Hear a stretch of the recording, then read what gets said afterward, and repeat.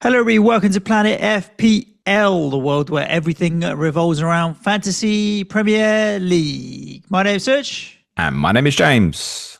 James, we are 9/10. Whoa. Good start. That's staying in the show. That was a unfortunate case of droopiness. He can't get through 20 seconds without cocking this up. I love droopiness. And that's normally your problem, James. Oh, excuse me. It's my team's problem. I don't know about. Considering we had a full set of fixtures, James, and it's not even Saturday. That's a Nico's corner. Oh, reference. I see what you've if done ever there. you need Yeah. boom. Yes, indeed. We are 9/10 of the way through game week 29. Obviously, the most important fixture of the game week is still left to go tonight, with the mighty Tottenham Hotspurs playing the even mightier Crystal Palace in what is a must-win for Tottenham. I'm saying that with a lot of tongue-in-cheek. It's not a must-win, James. But yes, we are 9/10 of the way through game week 29. Yeah, great.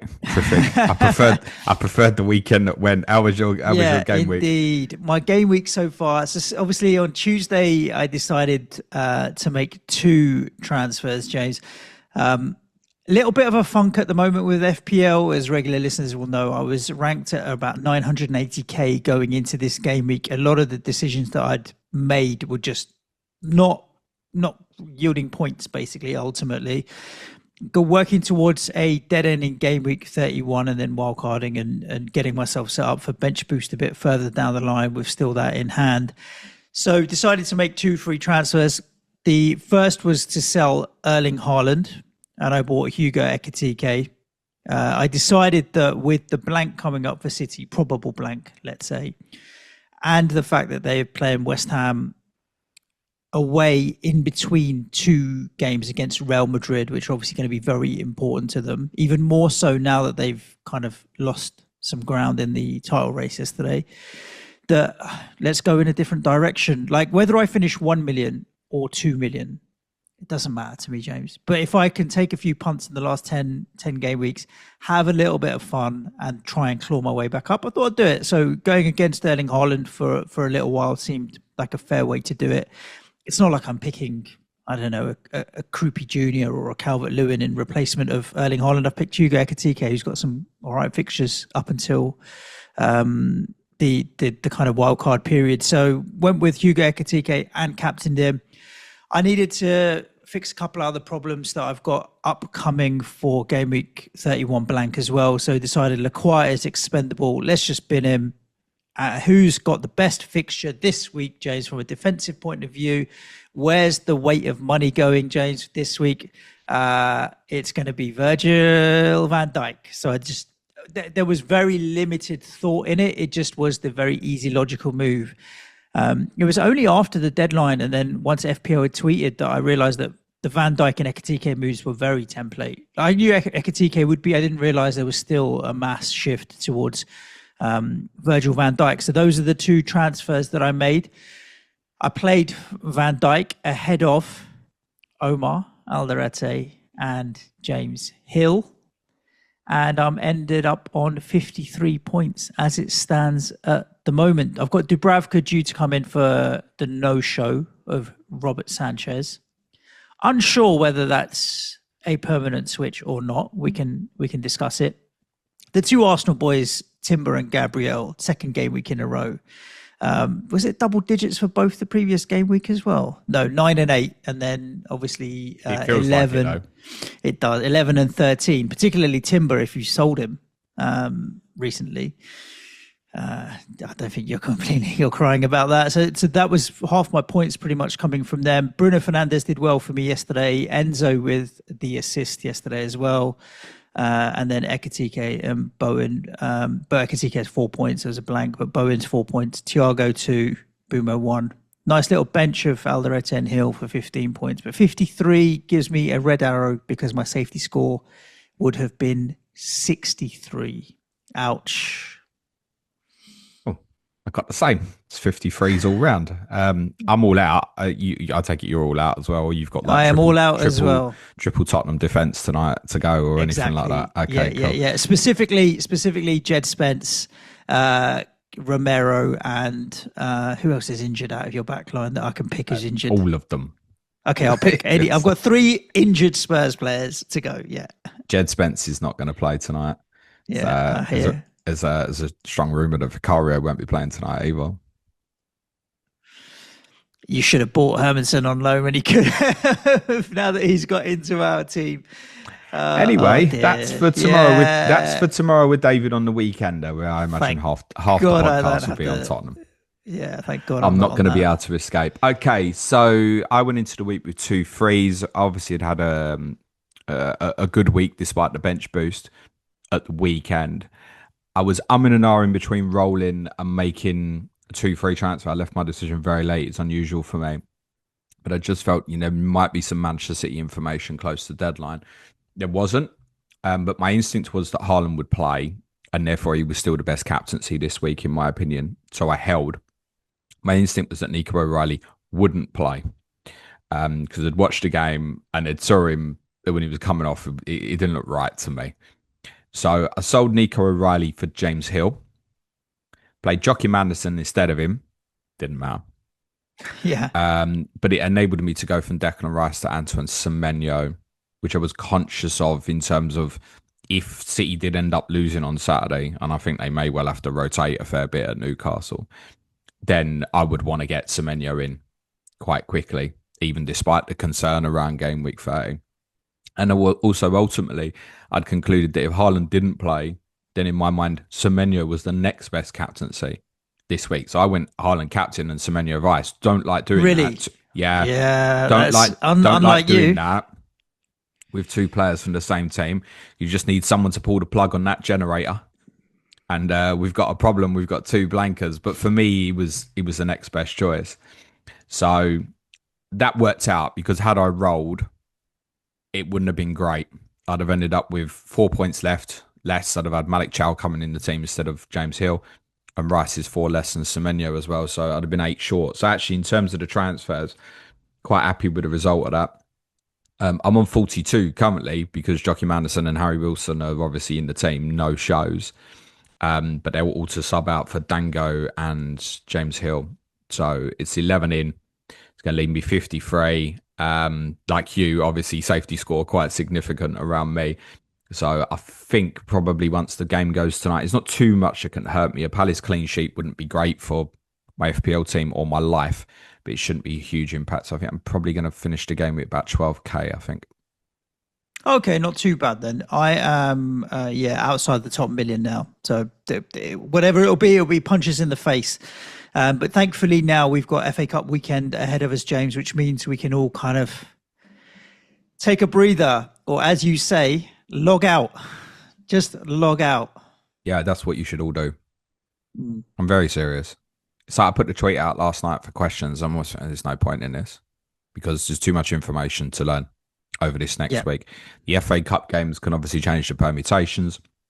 That might also change the fixtures. We might be sitting here in 7 days going, oh my God, Man City are playing in game week 31. There's also Champions League games to get through, Europa League games, Europa Conference League games. That's going to give us clues in terms of potential rotation towards game week 30 and stuff like that. It's like, do you think Semenyo and Haaland play at Newcastle? Well, if they both play 90 minutes on Saturday and then play 90 minutes in the Bernabeu, then I'm concerned, right? So I'm not. I'm not. I'll be well happy if those two don't turn up. You could be in that scenario with Enzo Fernandez, for example, differently, right? 90 minutes in Paris. Sorry, James. I didn't mean that I'm not concerned because of my FPL team. I'm not concerned if they don't turn up to the London Stadium from a West Ham point of view. Yeah, even better. I'm sure they won't. I mean, you didn't play the Fulham front line that I played, did you? Oh, well, where's my violin? I'm just saying, I'm not blaming Fulham in any way. That's the way it worked out. Let me look for it. The violin, I know, yeah. Oh, yeah. No, I did look more like a sniper in actually rather than violin. But yeah. Semenyo on my Semenyo's the player that's hurting me most on my rank right now. But it just there's no way I can buy him until wildcard 32. It just doesn't make sense to be buying him for one game week of that fixture. So I let it go and it's gone, and I would have had to take a hit to get him in. But at his price and where he's at, he's a very easy replacement for Brian Mbeumo, for example. If I decide I want to ditch him, I could just go to Semenyo. Semenyo's not difficult to get to, so I've let it go for him. He's the one that's really hurt me on my rank, along with Joao Pedro, who obviously had a monster haul, 19-pointer yesterday. The other thing for me was, although I was putting Semenyo in, so putting in a player that was obviously going to blank, I'd taken out 2 in O'Reilly and Rice. So technically, as I'm sitting now, I've got 11 for 31, but depends where we sit. I mean, Harry Wilson, Marco Silva said last night, it's not serious. What does that mean? Okay, get some more information. Fortunately, they play in the FA Cup this weekend. That's helpful in the sense maybe there's some more information to come. So I know that there's people, should I bench boost with this in Gameweek 30? Ask me next week. Yeah, exactly. I don't even know how to answer that at the moment, man. But if someone said to me now, should I lock it in? I'd be like, no, you can't. You need the information. Yeah, forget about it. Yeah, so we are recording next Thursday. James, you're going to see Tottenham in Atletico Madrid Stadium next week. And so we are going to be recording a chip strategy special. Is it chip talk 3 or 4 of this season so far? I've no idea. It's definitely the 3rd or 4th. Whichever it is. Strategy and chips near the end or something like that, probably. Yeah, whatever. So it will be. And obviously on Thursday, we won't have had the Europa League or Conference League games, but we will have had the first round of the Champions League games. We will have had the FA Cup draw, which I'm assuming is on Monday before usually West Ham will play Brentford on Monday night. And so the kind of things will be falling into place a little bit clearer. And at that point, I guess we can obviously be a little bit more certain on where we stand with certain things. So wherever you're listening to the podcast, or if you're on YouTube, why don't you subscribe, and then you'll know as soon as the episode next Thursday goes live. In between now and then, exactly as James has said, it's like take a breather, just soak in the information that you have, but don't overthink it, and let's see where we're at. Also, I'm going to do an Ask James stream on Sunday night, an unusual one, probably around about 8 p.m. So at that point, I know the first 7 FA Cup results. So I can at least at that point say, okay, some of these projections have changed. We'll obviously know the Manchester City results. If people want to ask me some questions then on Sunday night, obviously feel free to do so. It's a full week of content next week. As per normal, it's just going to look a little bit different. So yeah, the main Focus Chip Strategy podcast is going to be this time next week. Perfect. Obviously, that live stream is on YouTube. So if you're listening to the audio, you can find us on YouTube. It's very easy. Just search Planet FPL and you'll find us. You can tune in. For some people, that's going to be in the middle of the night or the early morning. But let's hope that as many of you can join as possible. For some people, it'll be the afternoon. For some people, it'll be the morning, Suj. It will. People that might not get to see your midweek live stream sometimes because they're at work or what have you. So Sunday night, bookmark it. It'll be fun. I might crack open a non-alcoholic beer and put it on the telly and watch you rattle through some questions. I might bring a beer. Particularly, I haven't done that for a long time. Particularly if you lose tonight, which I think you're going to win. But if you lose tonight, there's going to be a lot of Tottenham on that. Like Ask James as well. Well, yeah, but as I said, I'll skip it all. That's going to be a big chunk of the weekend. Tomorrow is obviously going to be Tottenham and whatever happens tonight. Good. Well, let's talk about the games that we've had this midweek, James. Starting with Bournemouth 0, Brentford 0. Bournemouth racked up quite a decent XG, nearly 2 in this with 4 big chances, but weren't able to finish. That's been a little bit of kind of story of their season so far, where they haven't really scored as many goals as they might have expected to. Yeah, Bournemouth should have won this. It wasn't a brilliant watch, in fairness. Brentford kind of barely laid a glove on Bournemouth, really. One good save from Petrovic towards the end. But the story of this match was very much about Marcus Tavernier, because there was some serious points dodging going on here. Yeah. He's had an XG of 1.37. And so he's had nearly all of Bournemouth's XG as Marcus Tavernier. So he's hit the woodwork twice. Yeah.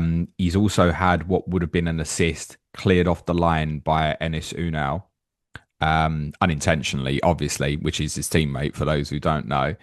Yeah. I don't know how that's an XA of only 0.1, because that should be more than that. And he should have had a penalty as well, and presumably would have taken it. So his XGI could have ended up absolutely off the charts here.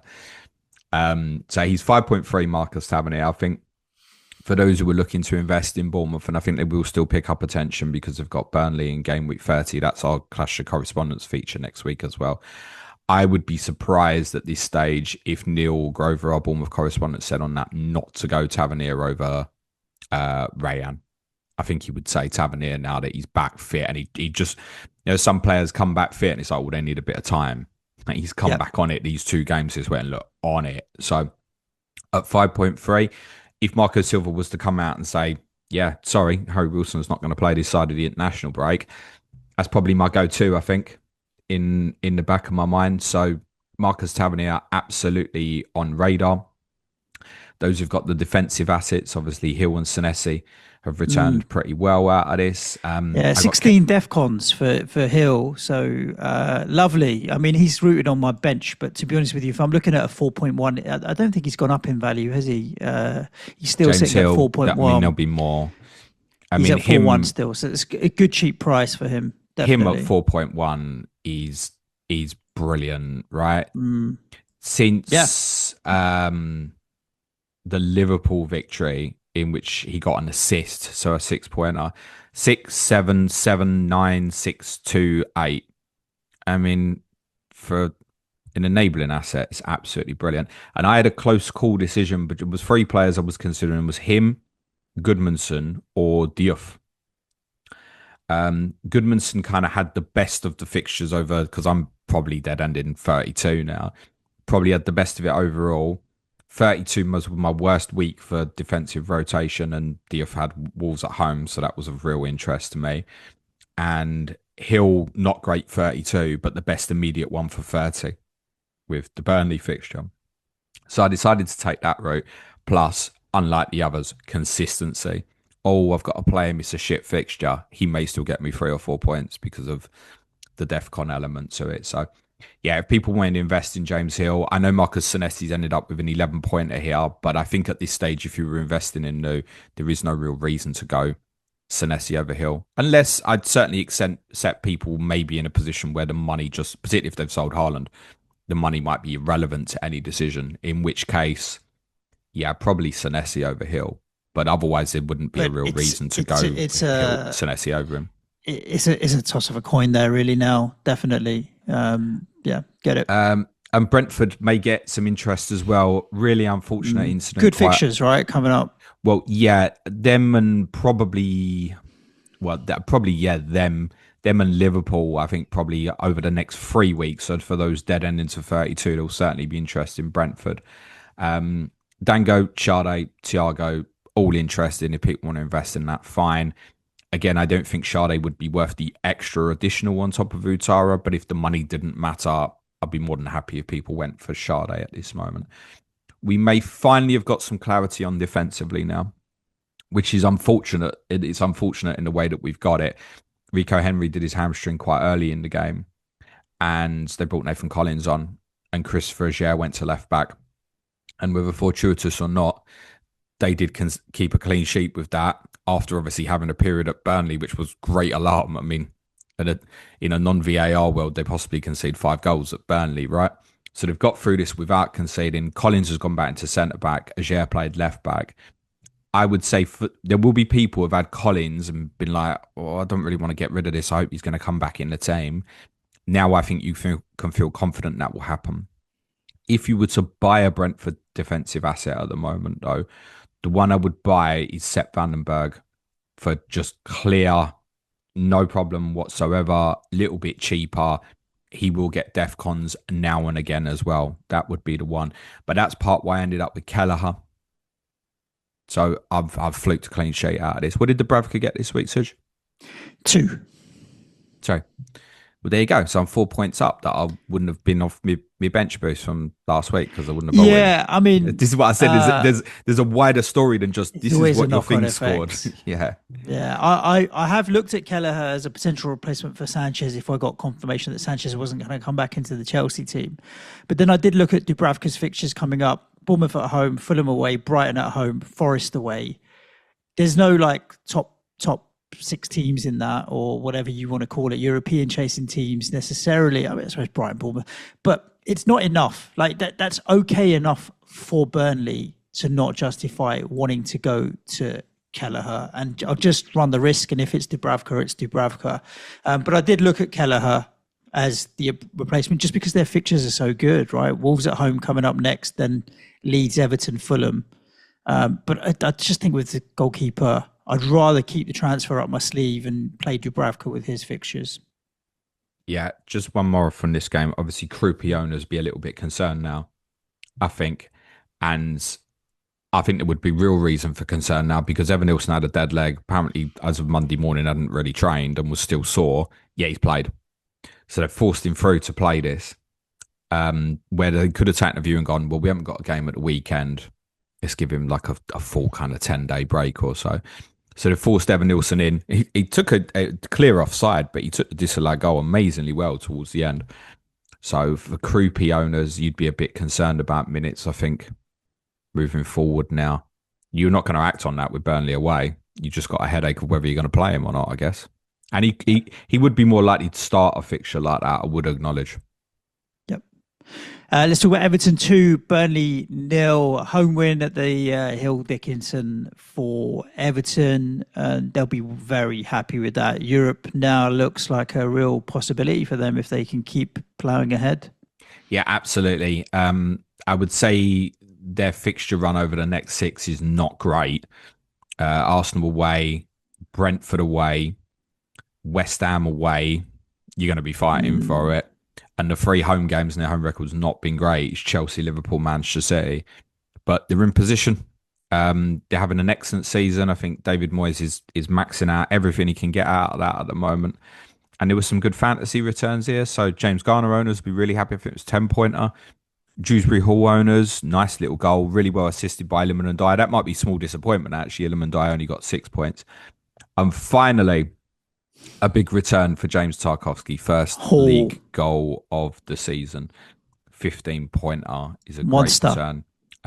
Worth noting, Jared Branthwaite very nearly scored. Again, really similar to his goal, actually, at Newcastle at the weekend. 6-pointer for him, though.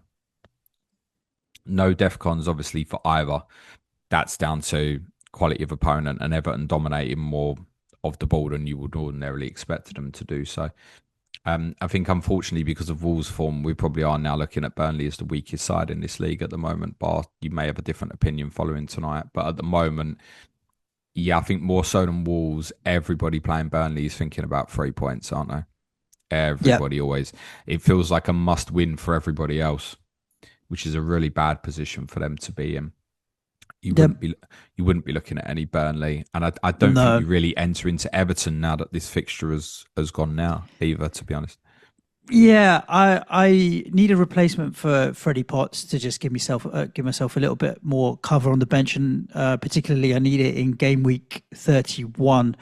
Dewsbury Hall at 5.1 now. Like it would have been nice to have been able to get him when he was 4.9. Dewsbury Hall at 5.1 isn't a bad shout at that price. My current thinking, though, is just to go cheaper and go to Anton Stack at Leeds at 4.7. I'm not going to use it enough to justify the extra 0.4. So I'm kind of like, just give myself that fixture, whatever it is, get Stack in, and then that's fine. There's games like Wolves at home, a couple of fixtures down the line that I may want to use Stack in or whatever else. That's the double game week, isn't it? Game week 33 that they've got Wolves at home. So yeah, Dewsbury Hall though isn't off radar just because it's not like I'm talking about one of my main players, you know, like you're talking about Everton or off radar. But if I need Dewsbury Hall, I don't mind it there as the one that's coming off because he can return any time like we've seen. Yeah, but so can James Garner at 5.2. And actually at this stage, I'd probably slightly prefer that. Yeah, but then you're talking like, okay, a DEFCON. Are you going with the DEFCON player or the attacking return player? And if I'm going with the DEFCON player, then maybe just go Elliot Anderson at 5.4 and find a little bit of money and think that kind of thing. Because of the fixtures, I'd have a preference to go Garner. If Everton had a sea of greens, I'd say probably chase the upside of Dewsbury Hall. I think if you're investing in Everton and bearing in mind the fixtures and you're not going to be there for long, actually, you probably would look at this and think, is every chance James Garner gets me at a minimum 12 points across, say, the next 3 weeks?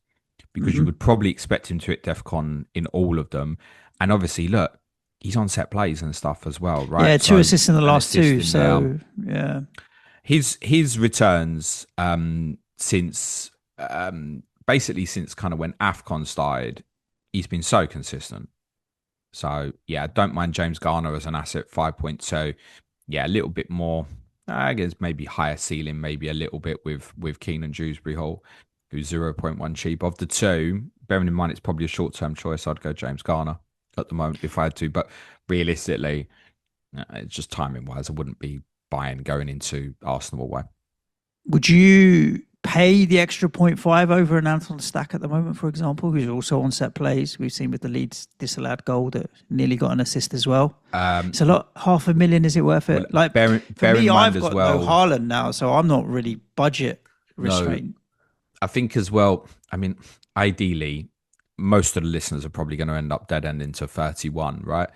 Either way, whether it's 31, 32, Leeds fixtures are better, certainly over 31.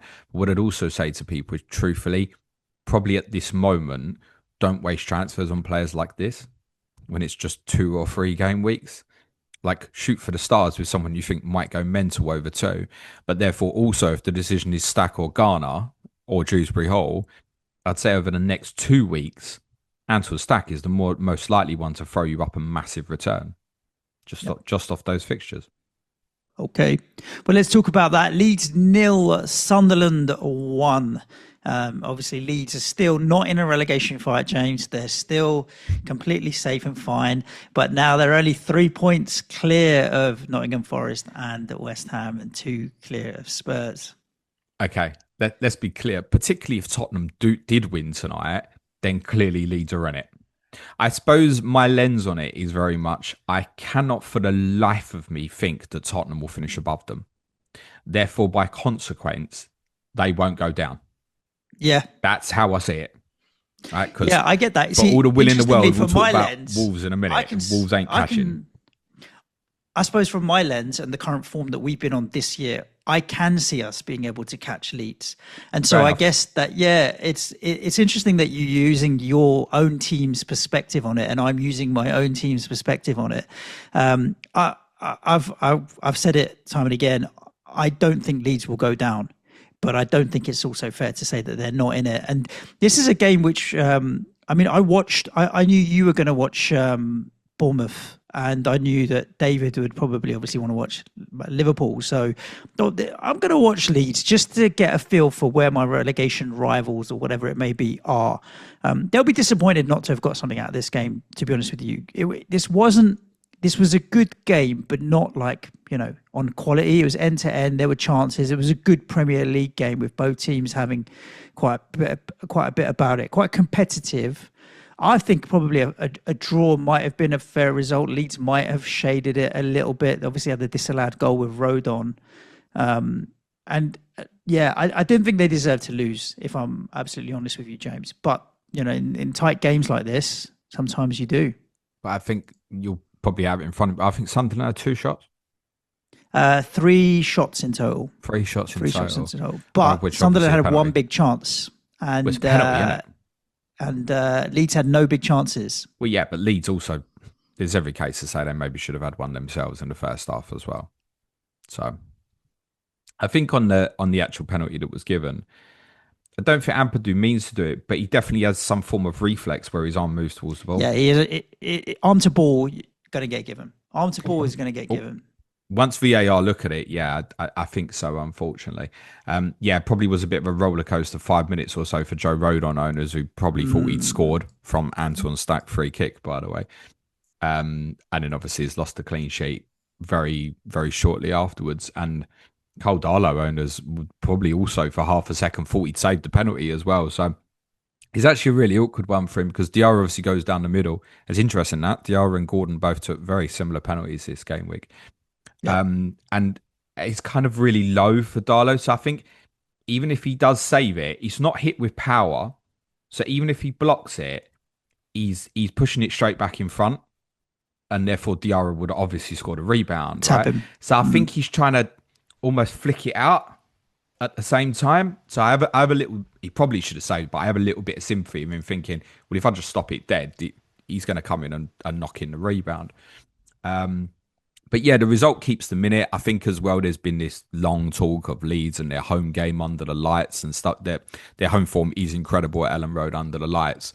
But it's like, oh, okay, you lost one. And they obviously would have been expecting to pick up some points in this. My old kind of start of the season thoughts on them was I worry about them in terms of scoring goals. And it's not been a problem at all for the last 4 months or so. But ultimately, against two varying opponents, they have just lost 1-0 at home twice in a row. If you then, for example, go to Palace next week and lose 1-0, like maybe this suddenly becomes a little bit of a psychological thing that we need to monitor. A few would have gambled on the likes of Calvert-Lewin and stuff like that. Goodmanson, as I said, was one that I was really looking at. I think ultimately, if you've invested in Leeds, you were looking to do it for at least until your dead end, or for those who've wildcarded. I know some people have bought this way and probably looking for the rest of the season in the likes of Dominic Calvert-Lewin. And I totally understand that. I was a little bit put off with Calvert-Lewin in the sense that I had an inkling that he might not start because they'd had a couple of midweek games already this season with tight turnarounds, and Liverpool away, Chelsea away, and he'd not played. So the fact he's played this, I think, would be encouraging. That's good news as well if they do end up with a double game week. You feel more comfortable with that. If people look at fixtures and want to still invest with Leeds, because they go, well, next two is Palace, Brentford, I don't have a problem with that. Personally. Yeah, they're still in and around it. They've got some good assets there, particularly like the Goodmanson are particularly cheap. Or we mentioned Stack there at 4.7. He puts a great delivery in on set pieces and stuff. Yeah, I'd expect Leeds to pick up some points in the next two, but they really will want to pick up points in the next two. And I wouldn't have a problem if people went to invest in Sunderland either, because particularly if you're dead end 32, they'd actually be third on my ticker over the next three if you end up with that. And there may be a scenario this time next week where you're thinking, okay, maybe I'm going to want a dead end 32. In which case, I think they'll come onto people's minds. I think the attacking ones are probably worth avoiding at the moment. Granit Xhaka didn't start, and Regis Labrie said it was kind of a little bit of a turnaround issue in terms of just come back, quite intense game at the weekend. So he's obviously still managing a problem, but obviously they're about to go into a period of one game a week over this forthcoming period that you may want. So I think you'd probably be fine if you want your enabler in and around that price bracket. Robin Roast owners have a little bit of a problem. So I don't think he'll play against Brighton next week. Maybe play at Newcastle. With strong rumours going around Sunderland ITKs on Tuesday night that he was going to be absent, and there was also rumours that Granit Xhaka might not play, which obviously he was only a substitute. So there'll be people with Robin Rose not knowing what to do at the moment. My recommendation is if he's sitting there with the Brav card, you just leave it be at this moment. It's not the worst fixture. The one that might suddenly get attention again is a player I very recently sold, Suj, which is Omar Alderete, who is 4.1. And the reason that will stack up for people is the sheer unbelievable volume of DEFCONs across the last 2 weeks. 44 DEFCONs across those two away games against Bournemouth and Leeds. I owned him for about 10 game weeks. I don't know if he got 44 across that whole bloody period, mate. Because he hadn't hit a DEFCON since Manchester City in game week 19. So I forget exactly when I bought him, but I don't think he didn't hit DEFCON for me once. So that's the way it's gone. I've owned him for quite a long time. I just never play him, so it kind of is. It's not irrelevant. It's always useful to know when you need him, but it never gets into my 11. So yeah, I'd rather be sitting there with Hill. Yeah. In all, I mean, over both of the next 2 weeks, in seriousness. But I do think yes. If people end up adjusting and thinking I want a dead end to 32, I think because they're playing Tottenham, and it's not just me being negative, it's the truth. Because they're playing Tottenham in game week 32, I think they come into people's psyche a little bit more. I wouldn't gamble on any of the attacking ones. Obviously, for those who might have been looking at Enzo Lafay, well, I guess we're now saying Diarra is the man on penalties. And I don't think you particularly chase after that. So, and by consequence of no Mukiele and no Reynildo at the moment, although both are targeting to be back either for next week or 31, but unless there's some clarity, ironically, and Rose's injury, you'd have to invest in Alderete almost by default at the moment. Or unless you want to go down Ballard. If people want to go down Ballard because money's available, I would prefer that. Ballard's more likely to get you a goal and stuff as well. And his DEFCON was obviously very good as well, 16, and he was 15 the game before at Bournemouth as well. And his DEFCON returns are actually they're more reliable than Alderete. But yeah, madness. I sold Alderete. I think he's got more DEFCONs in 2 weeks than he got in like 8 or 9 weeks while I owned him, I think. Let's talk about Wolves 2, Liverpool 1. I bought Virgil van Dijk going into this game, having at the weekend talked about how Liverpool were a bit ropey at the back, even against us. Like you can see that you can get at them if you try and put pressure on them and press really high and press well. And Wolves have been doing so much better recently this year, and they've been starting to pick up points and then still pick Van Dijk against Wolves. And then the reality is Wolves come back and win. Now, Liverpool, I know what you're going to say. It's the right decision. It played it fine. The decision-making wasn't flawed. But if you're a Liverpool fan right now, you probably are looking at your team thinking, what is this? Yeah, look, we'd also gone through a period where Arsenal actually hadn't had a clean sheet in about 4 weeks or so. And Van Dijk has obviously, there's kind of this link with a new set piece coach. He's beginning to look an attacking threat. He probably would have been given offside, but he had a massive chance towards the end at 1-1 as well. Wolves didn't have a shot to a 78th minute. And I turned the game on. Truthfully, I watched the last 15 minutes. So I watched all of Bournemouth Brentford.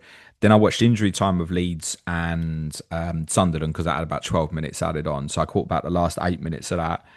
And then turned Wolves Liverpool on. And just after I turned it on, there was about 15 minutes to go. Just after I turned it on, they showed the statistic on screen that Wolves hadn't had a shot. And I was like, wow. But they were also saying like Liverpool haven't been bashing down the door. It's not been like a great game at all. So, okay, fair enough. What I watched felt like game of the season, mate, in the last 15 minutes. It just became a basketball match. And very weirdly, you would think, I think, in the sense that when a football match becomes a basketball match, you would expect the side with the bigger quality normally to prevail more often.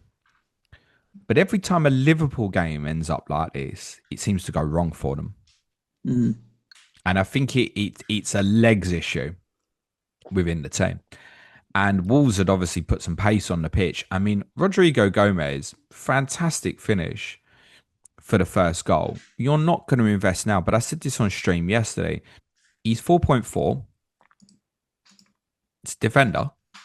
Yeah. And if you thought he was going to play, if Wolves ended up with a double 33, or if they've got a single against Tottenham in game week 34, if you thought he was going to play, there will be talk about him in April at some point. Remember, obviously, if Wolves double, you might be wildcarding into West Ham away, it's okay. And then double of Leeds and Tottenham. There's a chance here, mental, that we're looking at 2 or 3 Wolves players in a couple of weeks. And look, they've done really well over the last few weeks. They're not going to get out of it. Because I think even the last night's results tell you that the teams. I don't even know if 40 points. I don't even know if 40 points will be enough. That's how I feel at the moment. And Wolves would hit 40 points if they win every single game left. So, yeah, but realistically, fair play to just still putting up a fight, and giving the fans something to cheer about. So, correct. Yeah. I imagine probably West Ham winning last night. They're obviously looking at it's 9 points to West Ham, I think, last night, right? And if they lose again, they've got a couple of difficult fixtures. I mean, they don't actually play at home again until game week 34. Just let that sink in for a moment. Although they obviously play Liverpool again in the FA Cup tomorrow night. So, look, on the other side of the internationals, when people may want to be wildcarding and stuff, yes, there is possibly reason to be talking about a number of Wolves assets. Jose Sa is one of them. Incredible save from Rio and Gamora. He's 4.2. I imagine now he will stay in the team. If you want a cheap enabling goalkeeper in 32, you would prefer to have Saad and Dubravka, wouldn't you? Yep. Ultimately, that's now where it's at. Centre backs, keep an eye on. I think Krejci, we've seen, has got favouritism to come straight back in for Toti Gomez, but whether you'd want to play 4.5 for that, I think is very questionable. Joao Gomez and Andre, 36 DEFCON between them. Just in the 15 minutes I watched, I don't know how many times Joao Gomez like won the ball back for Wolves. I really like him. You know that we think he's going to go to Napoli in the summer, which is a shame because I really like watching him. He's a really good player, Joao Gomez. I would have wanted him to stay in the league, actually. Joao Gomez will be quite interesting. I think 5.3, other side of the break. DEFCON returns are consistent. And you may even want to look at an attacking one, possibly. Mane will obviously come back onto people's radars if it lands to the right strategy. However, don't go and buy that at the moment. It's Brentford away and then it's blank. Forget that. I was about to say, yeah, look, do you know what? There'd be a strange set of circumstances that sees me looking at Wolves players with so much other availability of assets that you can go to. So let's see. It's not happening now. Yeah, Salah did a goal, eh? Salah did a goal. Did a goal. We took it well. But I think even in the goal, I was saying this to Nico yesterday, even in the goal, it's something that conversation I've had with him about how much more he's using the outside of his left foot. Because I think that exact same scenario 2 years ago, I think once Mo takes it to the right-hand side, I think he takes another touch and keeps going. Because he thinks, I've got the extra yard, I'll get away. Now he's thinking, not sure about that. And you know what? It might be a little bit of an adjustment where that's good, that goal is good for him, where he thinks, I need to take shots earlier. Where he's adjusting to his own game and stuff. Ultimately, Sarr should have saved it, though. Yeah. He made this unbelievable save, obviously, from Ngamo. I'm not sure if that was before or after now. But he made that unbelievable save, and he probably should have done better with the Salah goal. But good for Mo that he scored. If people have gone there and gambled it, great. I will tell you truthfully right now, as it stands, I would rather captain Hugo Ekitike in Gameweek 30 than Mo Salah. That's still my opinion. Yeah, I'm in agreement. I've got no desire to want to get to Mo Salah, even now having sold Haaland and having money in the bank. And the bus team for right now, for me in Gameweek 30, has Hugo Ekitike captain. That's how the team is sitting for me at this moment in time. Szoboszlai's got new hair. Did get a nice DEFCON for people. That's good. And a bonus point, it's worth saying as well. So the 5-pointer is pretty decent in there. Lots of people were asking me about him on my deadline stream. Not massively keen, personally, because I just think as well, yes, there's capability, but actually he's quite a consistent player. I would just rather invest in someone that I thought was more capable of scoring 3 goals in 4 games or something like that at the moment. That's how I would view it at the moment. And I also think with him, there was a lot of, well, I want Liverpool and I'm not going to buy Salah now, so I'll go and get him. I think, like, for me, even though they're playing my team, I would probably take the chance on Tavernier rather than Szoboszlai. It may end up a little bit different for me, ironically, in the sense, obviously, dead end 32, I would have to look at it and think Szoboszlai's fixtures are significantly stronger than Tavernier.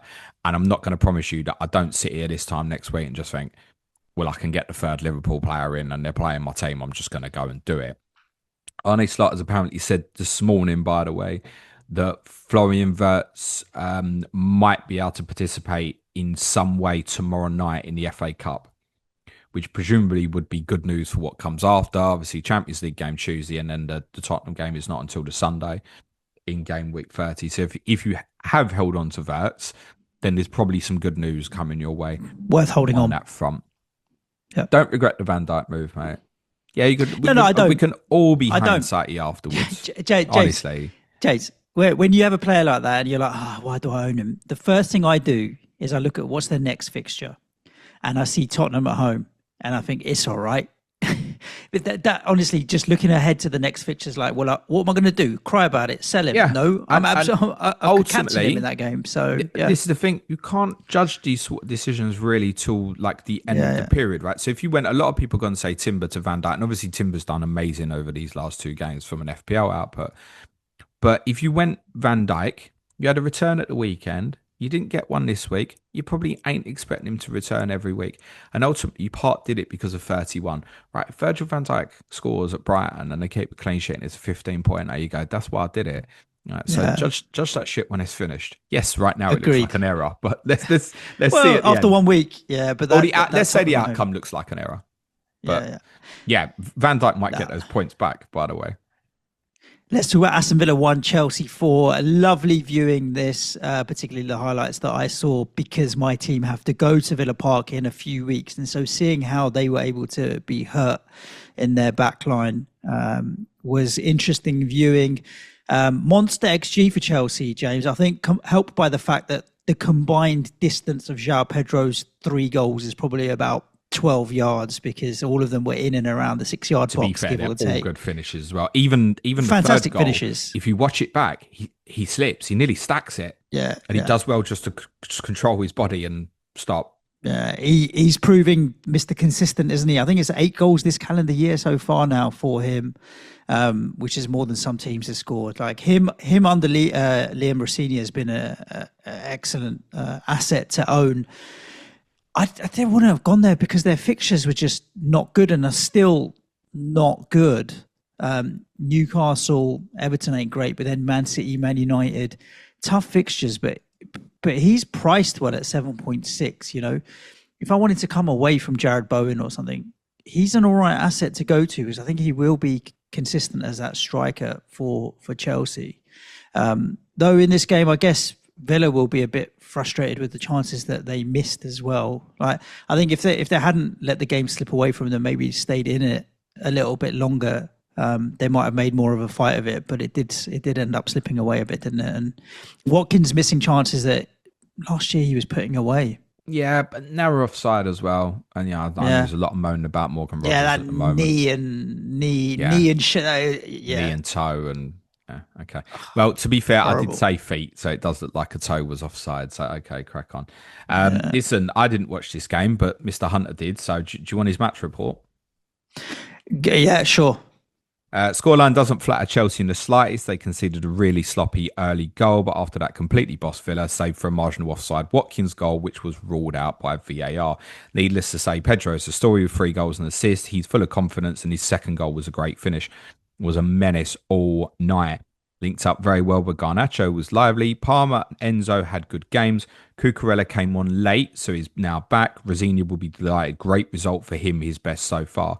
Very bad night for Villa. Chelsea carved them open regularly as they chased the game, leaving a high line. Cameras spotted lots of fans leaving on 75 minutes, which doesn't help the vibe. Rodgers quiet. Watkins struggling for confidence. He overthought a couple of sights at goal. Sort of game that makes you want to think about selling Rodgers, but with the blank coming up, you're probably holding him without massive expectations of him hauling at Old Trafford. Nice. I think at this moment in time, as a Morgan Rogers owner, he's bust for me on the bench in game week 30. So that's easy choice for me anyway, right? If Wilson's back available, Forest away, Dango at home to Wolves. So like really straightforward choice for me to actually bench Morgan Rogers in 30. Obviously, I'd use him in 31. But I will tell you now that if West Ham were going to Aston Villa this weekend, I think West Ham would win. Yeah, I'm looking forward to it in a couple of weeks. And look, it's quite a long time before we do play them, but it's a fixture where we have the opportunity to get something. That's a really interesting match report because if I look at what I saw on the highlights and the chances that Villa did have, it's clearly AI, isn't it? Have you seen the video, David? Sorry, Dave. Have you seen the video David put out the other day? Let me guess who David bought this week. Was it Semenyo? Please. Was it James Hill? Please all go and follow David at Planet FPL Hunter on the socials because we give him a bit of digging out on the pod the other day and he's recorded this absolutely magnificent reaction video, which very much throws shade back at us. Good lad. Fair play. Villa had 3 big chances in the game, and you did see like Jorgensen made one good save from Ollie Watkins where he flicked his arm out and knocked it over the bar and what have you. I thought, obviously, what David's described as Chelsea dominance, but I thought from what I'd seen where Villa had and created a few chances that had they put them away and kept the scoreline a little bit closer, it might have ended up differently, but maybe clearly not. What I did see in the highlights from was every time Chelsea got in behind, the acres of space and the inability to defend from Aston Villa was definitely evident, which is why I agree with you. Like I'm looking at that game as an opportunity rather than anything else when it comes to West Ham in a few weeks. I think a few weeks ago, you'd have looked at 31. If anyone was free hitting in 31, they'd have been thinking probably minimum 2 Villa, I think, for West Ham at home. As it stands now, I would be very surprised if we get the 31 and we're wanting to buy Aston Villa players. Any of them. But on the flip side, you'd And want to buy those, a Somerville or something who can, on the counter attack, honestly, create all that would be sorts of that damage. would be my view right now. And I know it's easy to say because I own Rodgers, but if you get to 31, particularly if you were dead end in 32, I'd pick Somerville over Rodgers all day. And I think if it's just for the one game week, I think it's close between the Yeah. two of them. Actually, it was. I've said this the last couple of weeks. I can visualize West Ham winning at Fulham and Aston Villa. They're not right at the moment. Yes, as said on Monday, people be talking about a revision to the mean because of overperformance and stuff like that. Ultimately, there are three key midfield players for them missing at the moment: McGinn, Tielemans, and the most important one of all for them is Kamara. Kamara. Yeah. What's the prognosis on them? They're not going to be back by the West Kamara's Ham out for game, the are they? season. Lovely, thank you. Not that I wish anybody ill, but Fucking I hell, don't need it Suj. to. Not that I wish him ill. I just don't need it to play against my team because we're in the bottom three. We don't think The other two, Tielemans or McGinn will be back for you either, no, as that's it fine. stands. I wish him well, though. I do wish he recovers. I just need him to recover after we've played them because that's how good he is. They're now in big danger. I think even this time last bit, I was thinking, nah, they got too much on the board. The fixtures are too good. I think it's 2 wins in 9 now. And look, they're still there, so it's recoverable. They've got good fixtures after the Manchester United game. But those good fixtures are like, oh, West Ham, Nottingham Forest fighting for their lives. Then we're obviously into the, Europa League starts again and stuff. Yeah, I think now you would think that they're probably going to fall out the top 5. I hope they don't because it's nice to see different teams in there and that. But I think now people think, even with tougher fixtures, yeah, Chelsea will probably catch them now. That's how it feels. And obviously, they've got a really good chance in the Europa League. So at some point, they might trying to prioritize that. It's not like they can take it easy in that and rotate as well. I look at my team, who at this moment in time have 9 games remaining. I think that's correct. No, sorry, 10 games remaining at this point. But 3 of them are write-offs. Liverpool away, Chelsea away. But it's kind of 2.5 because we go to Villa in 36, and I hope their minds are on other things. Okay. I.e., they're still in Europe or just had a semi-final or something like that. That gives me half a chance. Liverpool being in an FA Cup final and Villa being in Europa League final might be helpful as well. Maybe. Well, We'll see. let's see. Let's talk about Chelsea a little bit. Look, Jorgensen's come in for Sanchez. Should Sanchez owners, hand up, be worried here, or is it just a case of giving minutes to his second goalkeeper here? I'm not sure. Is the honest answer. What I would say is we had this with Maresca a couple of times last year, but when he did it, it was like Southampton away and Ipswich away. So Villa away is a midweek fixture again, but Villa away feels like a really weird time to do that sort of thing. But it could be that they've gone, look, this fella's played a lot lately. You've got a schedule coming up where there's lots of games. We think he needs a break. If that is medical advice, we can't. It's unusual with a goalkeeper. We can't rule it out. Yeah. Yeah. Then they might have made that decision. So I think ultimately you are going to get some more information. There's an FA Cup game at the weekend. There's Champions League game next midweek. If Sanchez starts at Wrexham and Jorgensen starts in Paris, prepare to worry. But let's see what happens over the next week or so. I think at the moment that's also, you're probably 2 more weeks then wildcard, Suj, as it stands. Yeah. He's not Right. coming with me on wildcard. No, he's not coming with me on wildcard. No, but you've got. But I'm not wasting a transfer. Yeah. You're not maximizing. I get it. It's like, oh no, I've got to play Dubravka for 2 weeks. But unless your keeper saves a penalty over those 2 weeks, you're not maximizing your possibilities out of a transfer. You have a player, so it's not just they've also got to significantly outscore Dubravka over those 2 weeks to be worth it. Whichever you buy probably does, don't get me wrong, but it still wouldn't be worth it. Try and go for something that will shoot you up, as you said at the start of the pod, right? Chelsea wants monitoring. We can't really give you much in terms. I would say avoid defensively, by the way. Chalobah, only 6 on DEFCON. I wouldn't be chasing after Chelsea assets until I had more information. So I know I've got to get Joao Pedro immediately. Please don't buy him till at least next Friday. Please let the price, even if I do want to buy him, please do let the price rises go. Yes, there'll be some. Oh, I can't believe people will do it. They see points. It's what happens. Please don't do anything till this time next week because you may not want to.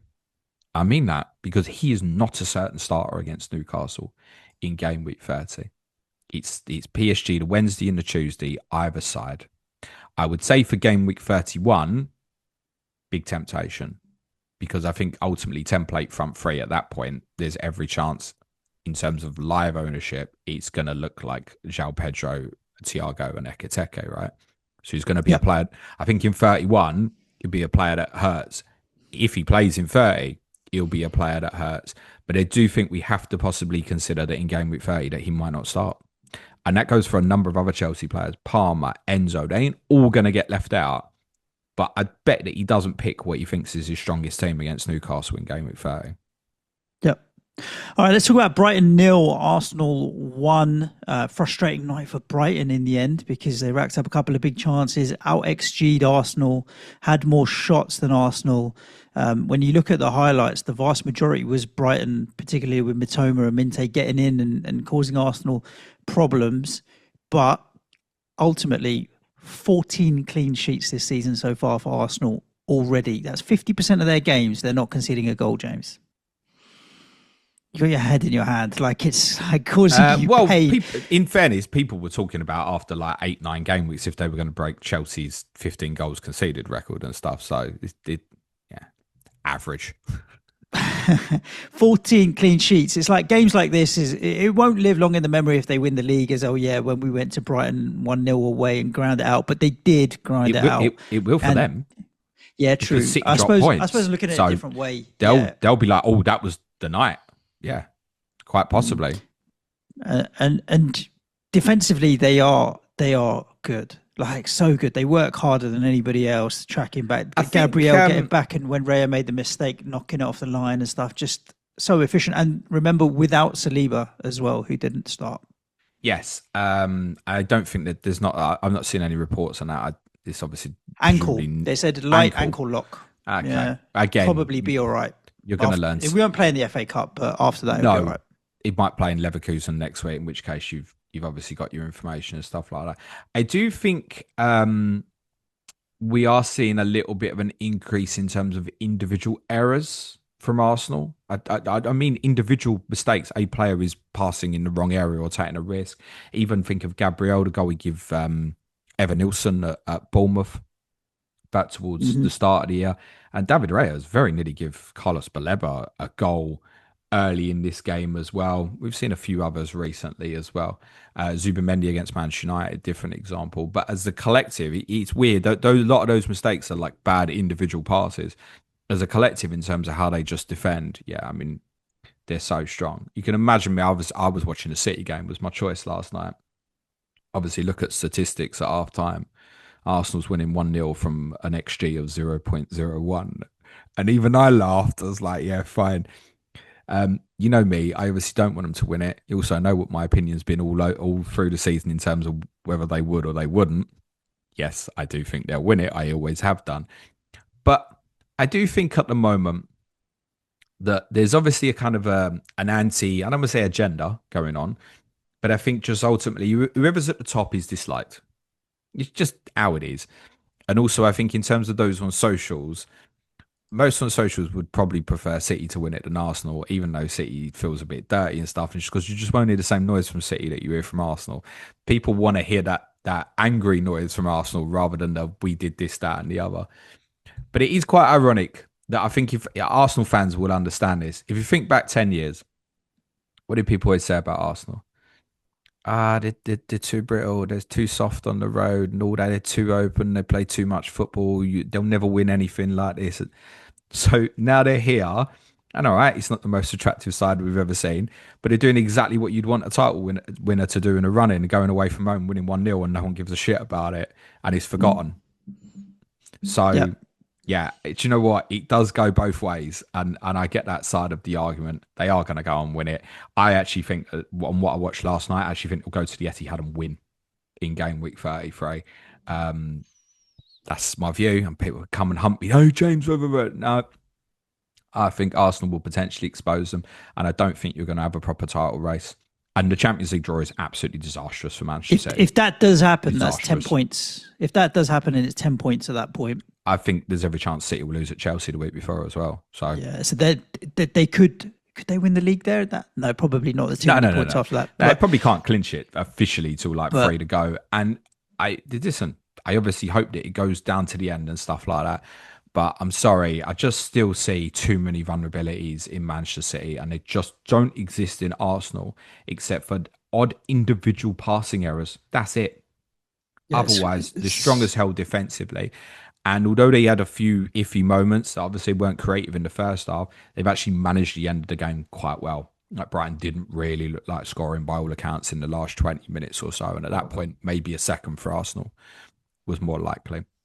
You're not going to go back to Arsenal unless you've committed to a free hit in game week 31. And I genuinely don't advise that. But whoever's got whatever, if you're still sitting on, I mean, I think big winners this week, those still with double Arsenal, or I'd seen a few teams obviously were still treble. Leave that for Everton at home. Then look at it in game week 31. Absolutely that. You're not going to buy any Arsenal no at this point. Saka's goal is ropey. He takes a slight deflection. I think it was off Baleba. But when I saw it as well, I was like, Bart for Bruggen, you absolute tosspot. But he does take a little bit of a deflection, in fairness. Brighton, I don't think you're looking at. Sunderland away, Liverpool at home. Yeah. I just think they're probably off the radar for people at the moment. But maybe wildcard of 32, Burnley and Tottenham. But then after that, it's Chelsea, Newcastle. You need them, but then they've got a decent run in Wolves, Leeds. I think this will change, though. And what's dependent on that is Chelsea. Because if Chelsea get to an FA Cup semi-final, you're looking at potentially people wildcarding into Burnley away and then a double game week of Tottenham away and Chelsea at home. And I think suddenly people like Verbruggen, Van Heck may become quite interesting. Maybe even someone like Mats Vifa, because he's very consistent in terms of DEFCON. I think you've seen another reason last night why probably not to go Welbeck if you're looking for a period of 3 games in 2 weeks. He's liable not to start one. But I think, Van Heck might become someone that becomes a little bit of a go-to. Another DEFCON last night. And also Lewis Dunk is on 9 yellows at the moment, where he didn't play last night. But that's worth noting.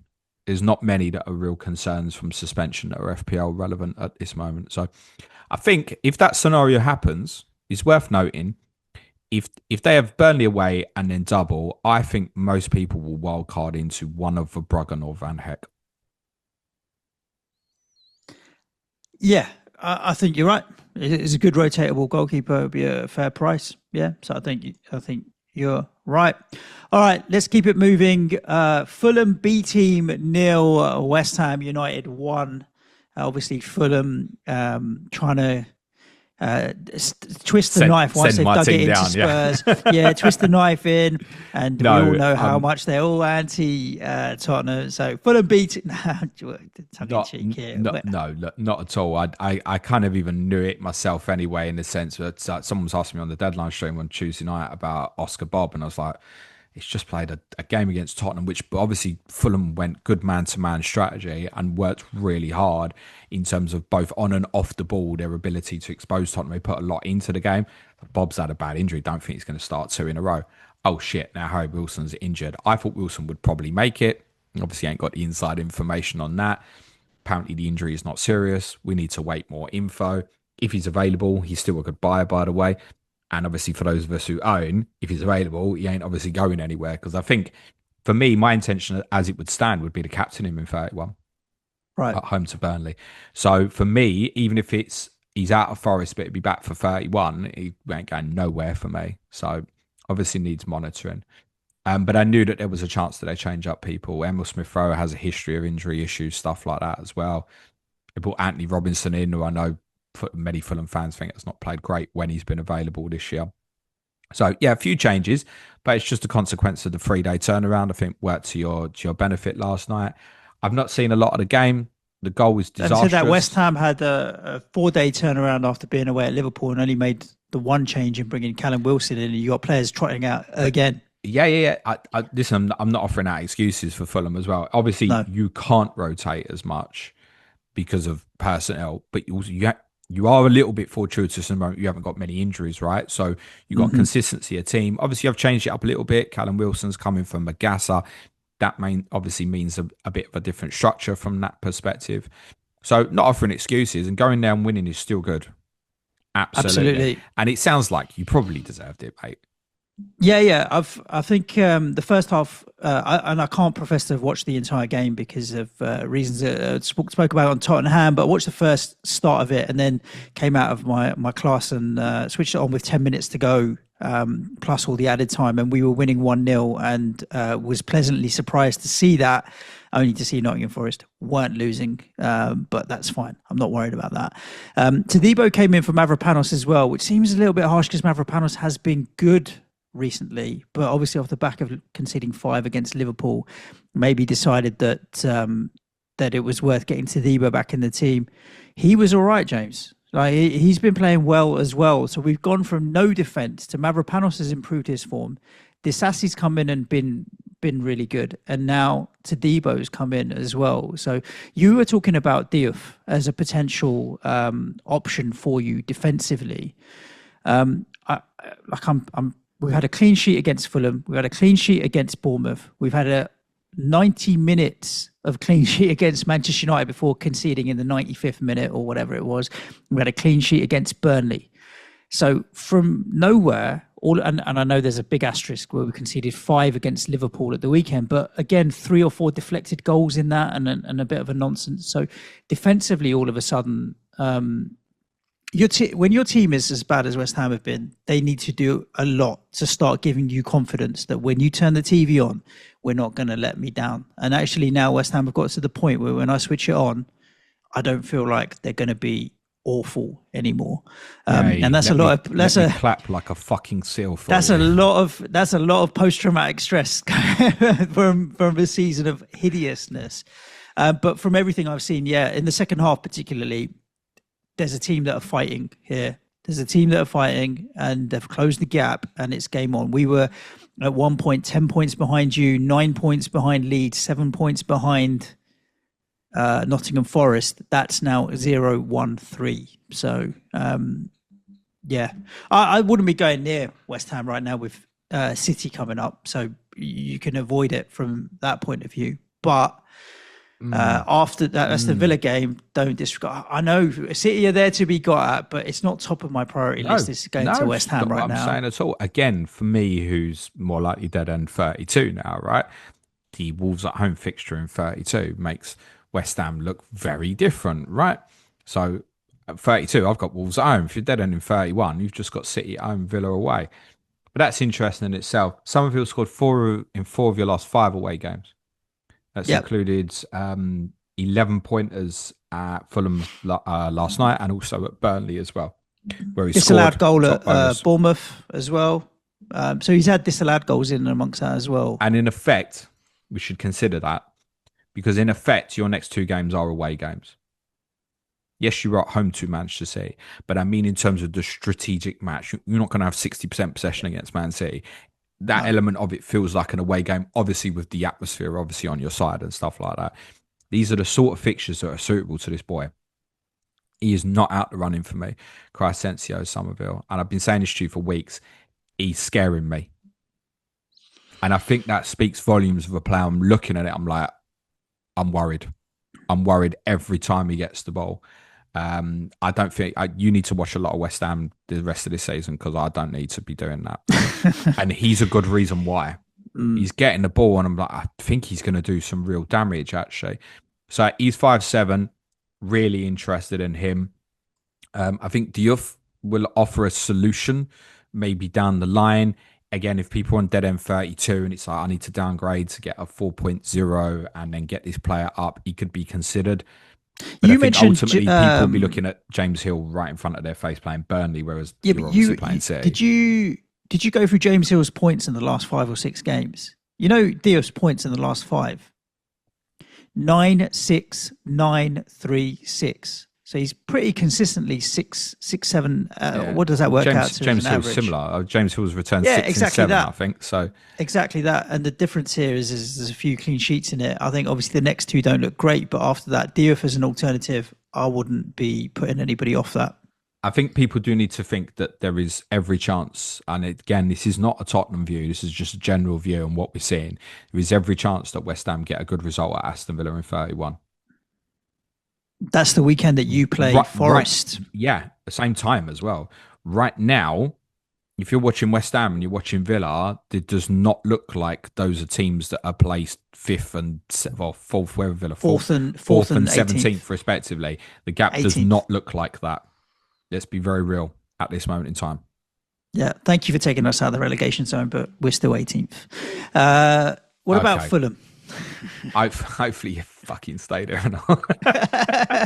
It's not even 8 for you. Honestly, if we were out of this, I'd really want you to stay up. But listen, all I'm thinking right now is if we could have converted our chances against Bournemouth and not let that Sesko goal in, we'd be 5 points better off. We'd be 4 points clear of you. Like, come on, man. We need, if we go down, listen, we if got buts and ourselves maybes, mate, if Callum Wilson doesn't score at White Hart Lane, what's the swing on that? It's a 3 point swing back the other way, right? But we deserve that. We were amazing that day. You deserve the victory. I won't question that. I'll probably less of the amazing. Let's talk about Fulham. Any love for them? Obviously, they've got Burnley in the blank, which makes them pretty attractive. That's a home fixture at the Cottage as well. Forest before that. So going into the next couple of game weeks, if you're dead ending, they could provide a solution for many. Whatever you've got for Fulham, you were getting it for the period to dead end to 31. So it would be hold on to that. And what I would say, I think obviously Marco Silva had said Joachim Andersen 100% be back. He didn't say he'd 100% play, by the way. He said 100% be back, which was true. He was in the squad. I would think after that last night that Joachim Andersen will come back in the team for the Nottingham Forest game. I'm certainly in a position where, because, and this is part of the reason I went James Hill, I wasn't going to start Andersen away to Nottingham Forest anyway. I didn't get the information. But I think he'll be back in at Forest.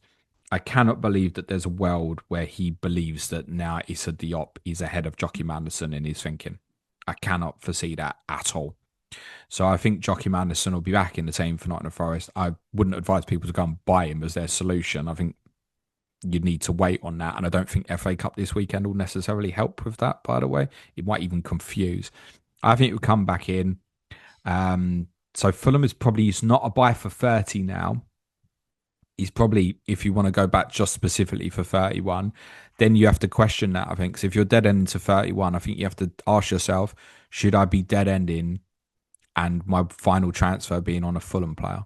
You have to ask yourself that. Now, if that player is Harry Wilson, he's available, clear, I want to catch him and stuff like that, well, then I would say it's worthwhile. But otherwise, it might be a case of letting that go now. And they do, for those there's good ownership, defensive now and stuff, they don't keep many clean sheets. No. It's part why I wanted Anderson over Leno, because at least with Anderson, I think it might be the DEFCONs come with it and stuff like that. Leno, shite, man. When did Bernd Leno last get more than 3 points? I'm just having a scan now. I've owned him before. And, the last time they played West Ham, unbelievably, game week 18. Do you know what Tottenham's last win was? I know it wasn't this calendar year in the league. Yeah. Do you know it was against? Who did you last beat? Well, I'll give you a clue. We was talking about reverse fixtures here. Crystal Palace. Yes. Okay, let's see. James is praying to the reverse fixture gods. That and they can whatever happens tonight, that will still be the correct answer tomorrow. Man City 2, Nottingham Forest 2. Great result to get a point away at the Etihad for Nottingham Forest, considering how dominant City were in the game. From everything I saw, they really did dominate it. But if you don't take your chances and you can't finish things off, then this is what's going to happen. And City should have won the game. But then you can't take anything away from Forest coming back twice and getting a draw. And Gibbs White's goal, that's like a nice finish. Cheeky. I tell you my read on this as well. Is I wouldn't be surprised if you play a back five against City in game week 30. Okay. I think there's a possibility that you just go Somerville, Tatty, Bowen, Fernandez, and Soucek. Or you might even go for legs more. Potts maybe, or Magassa, because Potts would be back available. And then Mavropanos comes back in alongside Saliba and you go for back five. And the reason I say that is that really worked for Nottingham Forest yesterday. Because although, yes, City had all the ball and all that. What's City's XG? First half, just first half, actually. Oh, actually, statistics. Let's Can't have click been on that high. first. It's like, 0.38. yeah, Three big chances, but 0.38 xG. yeah. I mean, at the end, there's a ridiculous one with Savinho that basically cleared off the line by Murillo after a scramble, which is near in effect the last action of the football match. But and obviously, City got themselves 1-0 up, but it didn't hurt. The only real chance they had was the goal that Semenyo scored. Really nice play from Cherky, and obviously well finished from Semenyo.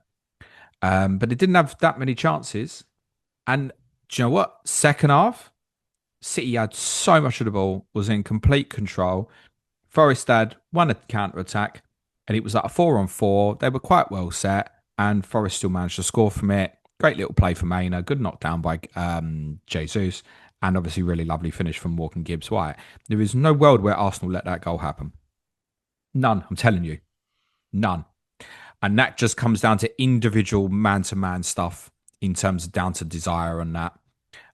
In that moment, Arsenal get way more aggressive around things, and Arsenal just don't seem to let those moments happen to them on transition in the same way where a player like Ola Aina, in respect as a fullback more than a winger, is able to carry so far and deliver across to the back post and stuff. And after Elliot Anderson's brilliant equaliser, obviously I was watching all of this game. I'm telling you, I felt it was just as likely Forest were going to win it than City, because City obviously got onto a zone where draw is clearly not good enough here. I got to win the football match, and we're obviously trying to do so. And now Forest have got the likes of Hudson-Odoi on. It's like, if they get this right on the counter, City are in real trouble. Ryan Yates had a header from a corner as well. Yeah, Should have so he should have how he scored. didn't score. How he He should didn't have score scored. that, I don't know. Yeah. And if Forest had won it, I don't think, despite obviously having very little with the ball, I don't think you could say, they didn't deserve it, or, they put a real shift in. And I think defensively, that was really strong. They basically went 5-3-1-1, Suj. So I think if you did it, it would be slight adjustments where you'd end up more like 5-4-1 or 5-2-3. But they played Gibbs White off of Jesus. They brought Dominguez into the team and played him and Anderson either side of Sangare. Went kind of very flat five, obviously, at the back. Just made it very, very difficult. Ordinarily, I'm going to do a piece on this talking tactics tomorrow for our advanced tier patrons. Ordinarily, with City, historically, you're used to having two players high and wide who hold the touchline, right? Always available. And that just weren't on. So it crowded the game, because City have been creating this diamond/box in midfield where everything's very narrow.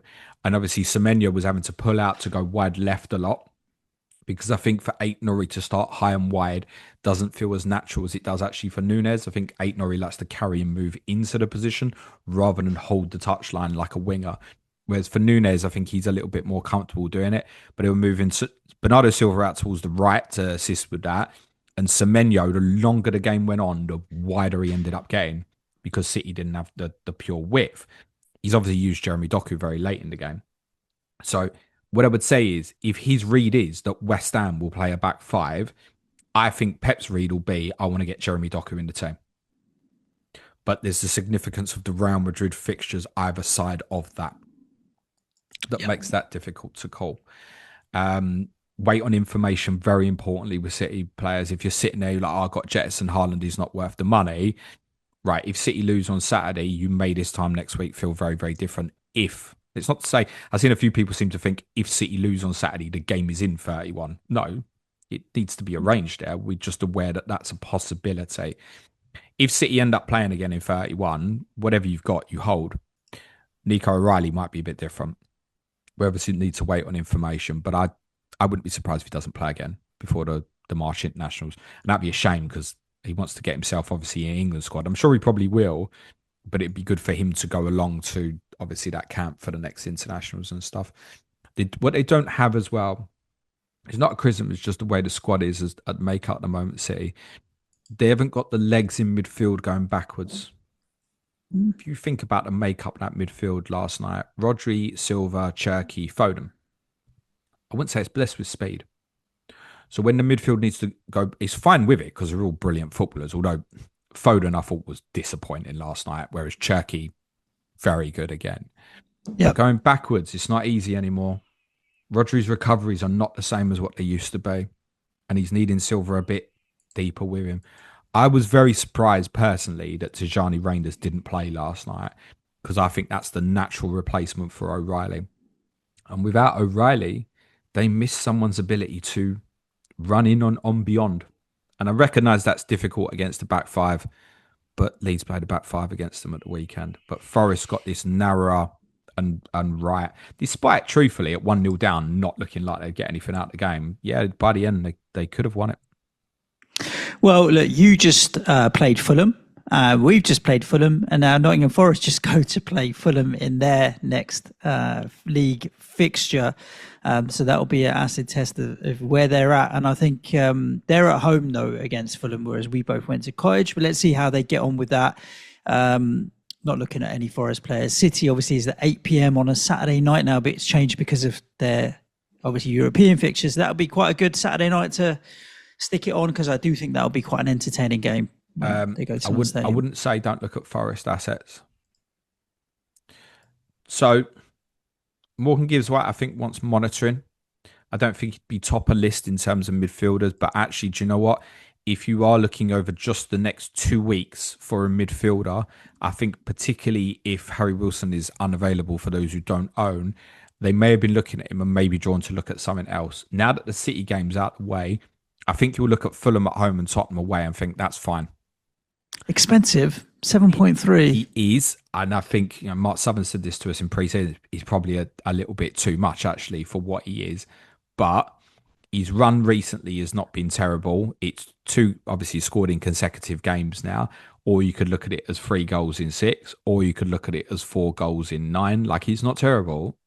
It's ticking over, and therefore he's capable on a short period of. That's what I said. I'd rather, if it's 2 weeks, I'd rather buy that than James Garner. That's kind of the point as a comparison I was making earlier.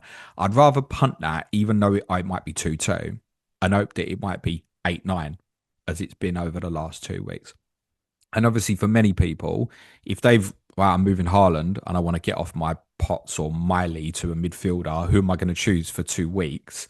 And you decide it's not Salah, well, you ain't spending the money. So the price tag, if you're dead end into 31 under that circumstance, is irrelevant.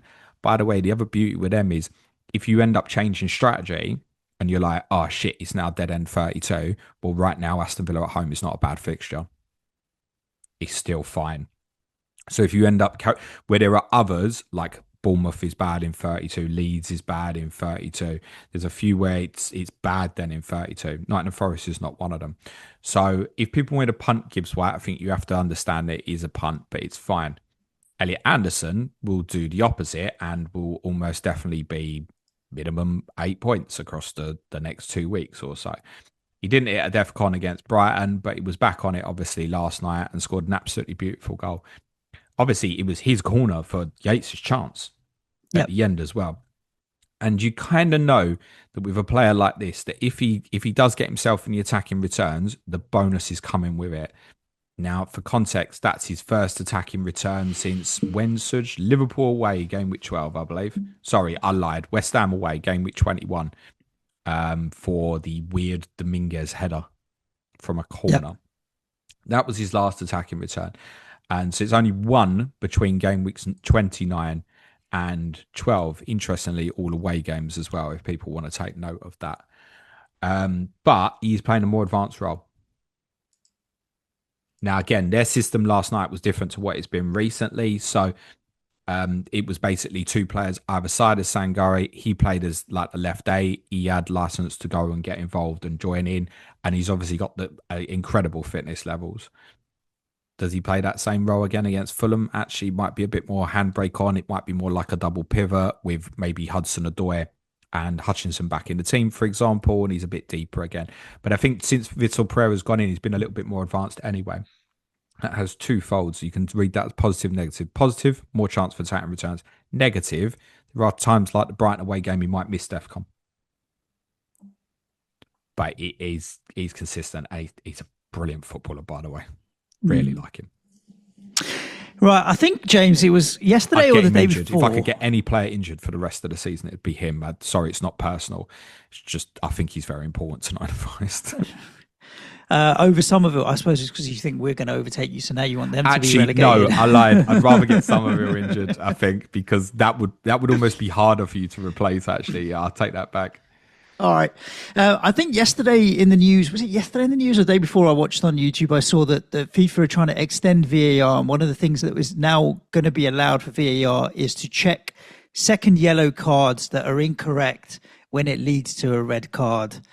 Ironically, I don't think it's in play yet. It's coming in from next season, but many might feel that had it been in play yesterday, Ramsey wouldn't have got sent off. And I hate to tell you that he might still have, by the way. Do you reckon? Yeah, because ultimately it's judged as simulation, and he goes down without anyone touching him. So at that point, dive? No, I don't particularly think he did. I think what happens is... Well, then you have to make a judgment call whether he lost his balance or... I think it's read the room a little bit in the sense he's hoping that there's going to be some contact and he's almost prepping his body to go down. That contact doesn't come, and then he goes down. I don't want to say theatrically, it's not right. He goes down. I don't think he slipped. I don't think it was quite like that. But it's like, okay, it's running away and he's gone over and he lays on his back, right? No one has ever dived and laid on their back. Okay. Ever. Read the room. Just to expand the conversation out a little bit, and we'll go off, we'll digress. Maybe wrap it up within 2 minutes and we'll call this game. So Haaland obviously didn't get the penalty given when Sells came and definitely made contact and took him out. I was okay with the decision not to give it. But also, Haaland had kicked the ball in, like he wasn't trying to score. He'd kicked the ball in a direction that he wasn't then going to recover and get it because the ball was going off the pitch. But he knew if I just nudge it ahead and the keeper takes me out, then the keeper's made contact. He's hoping it's going to happen. He's played for the penalty he's played for the contact, and the contact has happened, and he hasn't got the penalty there. The contact actually ends up happening with Matt Sells' head. You can see Matt Sells, if you watch it back, Matt Sells goes to grab his head, and then he thinks, oh, if I grab my head, the ref now knows there's been some form of collision, and he tries to carry on as if like there's nothing. He's in a bit of pain, you can see, and he's like, don't grab yourself like you're in pain. Yeah. That's a perfect one where I think with the Haaland one, if it was given as a pen, even though he pulls his arms away, you'd say there's a coming together, so you wouldn't say Haaland's contact. It wouldn't get overturned, correct. Would it? Yeah, and also I'm okay that on this one, ref goes, no, I'm not convinced about that, actually. I'm not going to give it. I also think that's okay. I do think part of the problem is they're not being decisive because they know that VAR will potentially intervene, but also as a consequence, VAR go, it's not clear and obvious, so they don't intervene. Like, it's a fucking mess. That's why they'd be better off without it. Anyway, move on. Can we not? Yeah. All right. Yes, he shouldn't have been sent off. But I don't think VAR would have overturned it, is my point, because ultimately he still goes down without anyone touching him. So you'd have to completely disprove the fact that he dived, and I don't think that you could. Yep. A few stories out of this game. Obviously, Anthony Gordon's penalty. I don't know what Lemons is in there. He went for his legs, didn't it? Did it go for his legs? Straight down the middle. If a goalkeeper dives, it's screwed. Bruno Fernandes, only an assist. Didn't get a DEFCON, only by one.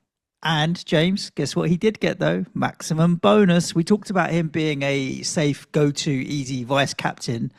And he's outscored Ekitike. He's outscored Erling Haaland this week of 8 points. Could easily have been 10 had he got his DEFCON as well. So still being super consistent is Bruno Fernandes here. And obviously that goal at the end. When he picked the ball up on the touchline, the last thing I expected was that he was going to end up curling it into the bottom left corner, bottom right corner. Depends which way you're looking at the goal. Just on Fernandes, do you know what he does? He does the basic simplistic things so well. There was a moment last night and I thought, you've just got real game intelligence, how we would see it as a fan, actually. He had the ball would come to him, and it was kind of breakdown of a set play. And there's a clear pass on to the left-hand side. There's a player on the outside. The player on the outside was Harry Maguire. You've got Harry Maguire in this moment, left wing. It's like, if that was Cunha at that moment, you'd be like, yep, slipping in. He's looked at him and gone, bollocks. I'm going to step back inside and whip the ball in. And every fan would be sitting there going, don't give it to Harry Maguire, left wing. Yeah. He hasn't, right? That's what I'm doing. His game intelligence is outstanding. What a goal from Asuli. Yeah, oh my God. I watched the second half of the game and I thought Newcastle did great considering the conditions. Not too dissimilar actually to what they ended up doing with 10 men against Liverpool back in game week 2. But yeah, that was some winning goal because remember, he wins it in the first instant as well. Trippier plays it down the line, nice for him, but he's got to go put kind of 90% aggression to make sure that he keeps it in. Then he takes the longest step overs I think I've ever seen. He was pretty much stepping over the Gallagher end on the first one. But then when he curled it back on his left foot, I thought, I'm sure everyone thought the same. You ain't doing that. And the whip on it, the technique he got on it was so nice. What a goal. Yeah, it was some moment. And might be season changing for Newcastle because I think they've needed a moment like that recently, I think. I say season changing, but also now they've got a massive stack of fixtures coming up. Chelsea away, they've got 2 games against Barcelona in between as well. Then they host Sunderland, which is obviously the Tyne Tees derby. So over the next few weeks, they've got a lot of intense football coming up. And then Crystal Palace away is no easy game. You know what Bournemouth are going to bring when they come into game week 33. So the intensity and amount of football and the style of football that Newcastle have got to come up against in the next few weeks is going to be intense. So question in theory, are Newcastle the worst team to play against if they've got 10 men? There's a couple of occasions we've seen it now, but they deserve something that night against Liverpool as well. And on what I saw, you couldn't say they didn't deserve it last night either. I probably wish they could play Chelsea every week because Chelsea are the worst at staying at 11 men. Well, look who they're playing next, mate. So... yeah, it's a Chelsea red card, a Newcastle victory, get down the bookies and stick your money on. Yeah, look, great result for Newcastle. Obviously disappointing for Manchester United. I think there'll be a context to that in terms of Michael Carrick and the end, because I think when the decision is now made at the end, I spoke about this really well on Clash of Correspondence. I said to him, like, if he keeps winning, you just got to give him the job, really. And what Alex explained really well was that essentially you need to see Carrick go through some adversity. I.e., it's great when you're winning. What when something goes wrong? And if he just keeps winning and they finish third, like, what does that mean when there's a problem period next year? You don't know if he's going to be able to pick them back up or if he's got to change system or tactics, whatever. So they've now had a game last night, but that's a really disappointing result. You can lose at Newcastle, right? City lost there this year. Arsenal lost there years gone by and stuff. And anyone can lose at Newcastle. But the manner of it against the 10 men, they didn't really dominate the game properly or create like brilliant opportunities. They didn't deserve to win the football match. So that causes questions. Right, okay, what can you show me as a manager to help open up the opposition better when they're a man short? We didn't see it last night. But it might give the opportunity where you now get to see that adversity. Because if they then, for example, don't beat Villa next week, and then say they lost at Bournemouth under that sort of hypothetical scenario, then from going into the Newcastle game and thinking, well, if we win every game left, we might even finish second or something like that. So then looking over your shoulder again, right, then you've got that adversity moment. And then if it kicks on again, you might go, okay, that's really good. And that's what I think Alex was not looking for Manchester United to get beat last night, obviously. But in terms of what he felt about Carrick, he wanted to see something like what's going to happen now. Is he going to be strong enough to get them back in and lift it back up? Because that's a real disappointing result last night. United weren't good enough. United FPL assets. I think Fernandez, I don't know, has anyone not got? Just putting it out there. Like, his actual ownership within the game is only 40%. Live is going to be way higher. But I'm surprised how low that is. He was a loser in the book for me last night. Only marginal, but even Newcastle away, loser in the book. Is what it is. If I'm not captaining, I'm just limiting the damage. For me, I'd probably want to captain in 32, I think, as it stands, which will be notable, right? Because current projections would be United not to double. So this is the sort of shit that might change people's ideas in terms of what they want to dead end and stuff like that. I would still think Ekitike against my team would be stronger. But yeah, I would probably prefer Fernandes over Haaland in 30 as it stands. So yeah, if Ekitike got injured, then there's every chance of just captain Fernandes against Villa. His returns in home games absolutely outstanding as well. It's double figures. We discussed it the other day, didn't we? Double figures 4 in a row or so. Yeah, crazy. Or was it 5 in a row, I think? So 5 actually, yeah. 4 were under Carrick and 1 was the game before. Yeah. So yeah, Fernandes, yeah, nothing to say. It's almost, at the moment, the discussion now is not about having him. It's just whether you captain him or not, I think. I'm not convinced to want to chase the others. Sesko obviously wants monitoring. Has been in good form. Intriguing that he stayed on the pitch last night despite substitutions, but they were obviously chasing.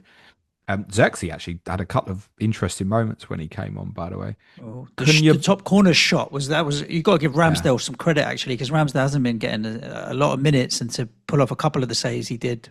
Cunha, Yeah. Bumo, I'm not sure. I punted Bumo. He's sitting there in my squad. I'm not. It's not filling me with joy, James. But also, I think it's a consequence. Do you know where well. I would go? You know, he's not the best asset from that team. I think it's a consequence of that as well. No, I think there's two sides. The one, if I could wave a wand and go anywhere, I'd go to Semenyo. But it doesn't make sense to go to Semenyo now with the blank coming up. No, I agree with that. And Bumo, anytime, any place, he can give me a nice big return. So I'm kind of like, it's not my biggest problem.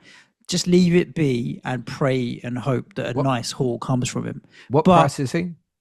He's 8.2, I think, James. Which is obviously, it's very much in Semenyo bracket. About 8.7. It was 8.7. Semenyo is 8.2, James. Oh, so I couldn't even go Semenyo. I've got 0.4 in the bank. So I couldn't even go Semenyo to Bumo in one move. Mind you, by the time we get to next Friday, would you want to? The way people buy players that score and sell players who don't, I might be able to buy him by next Friday if I just no. But under a circumstance where if I didn't think Semenyo was going to start against West Ham, and then so it's effective old Sky think of 3 for 1, 3 for 1, basically for me dead end into 32. Then that would be a consideration, because I know it's also a player that other people might not be able to get to, and it'd still be 2 home games, Bournemouth away. Okay, it's fine. But not massively keen on the rest of it. Interesting that Matt Sparrow played at right back. I know a few people love Dalot.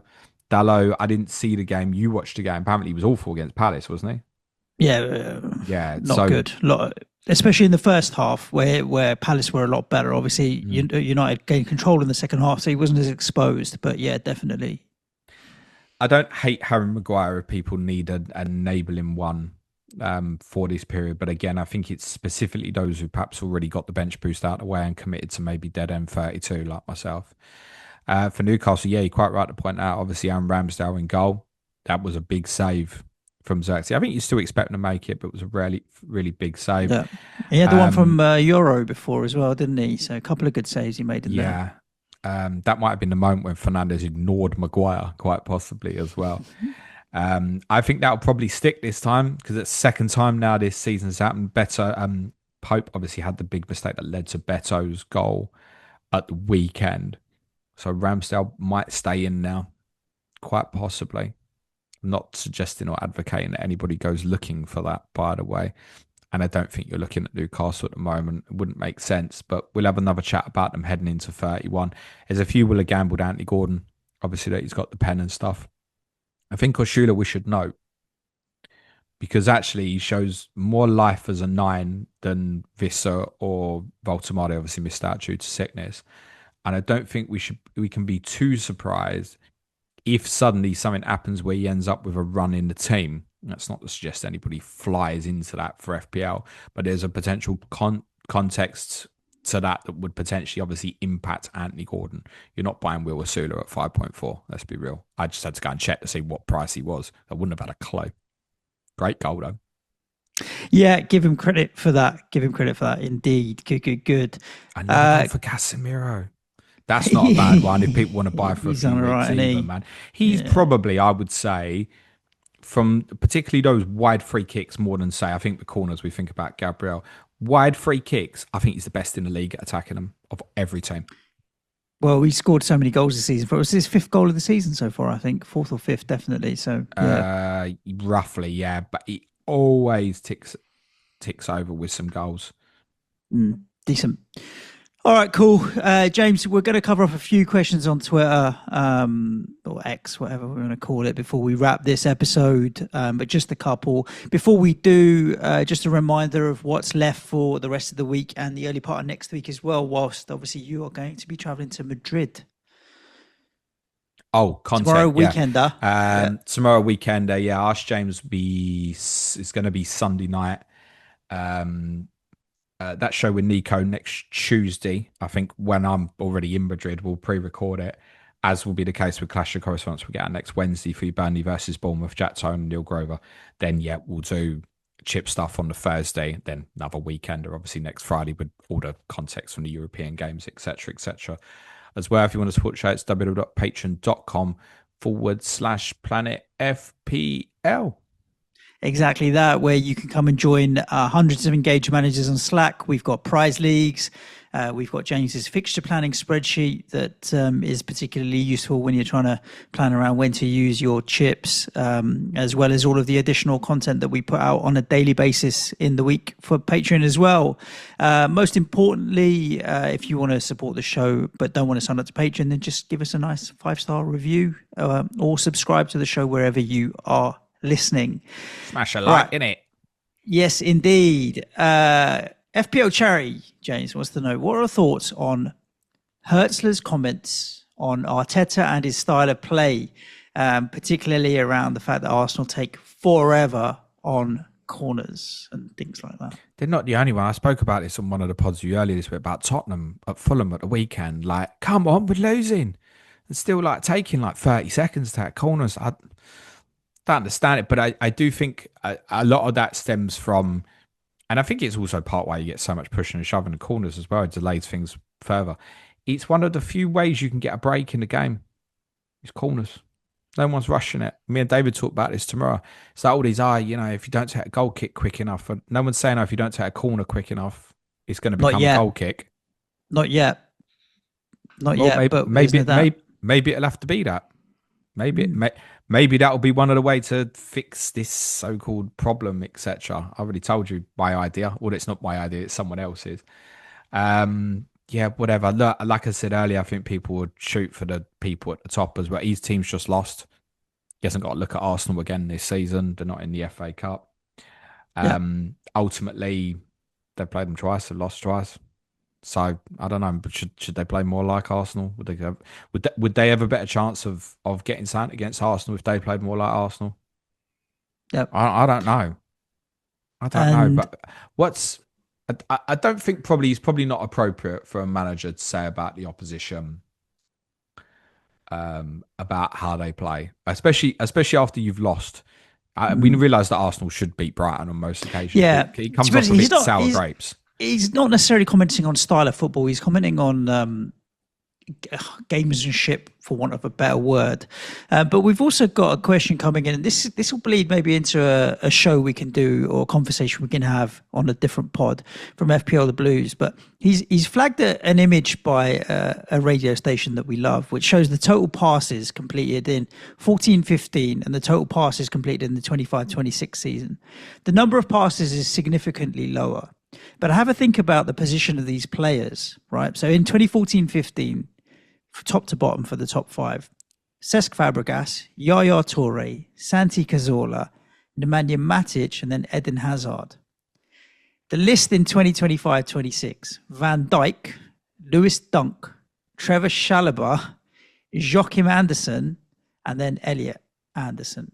You're talking about 4 centre-backs there and defenders.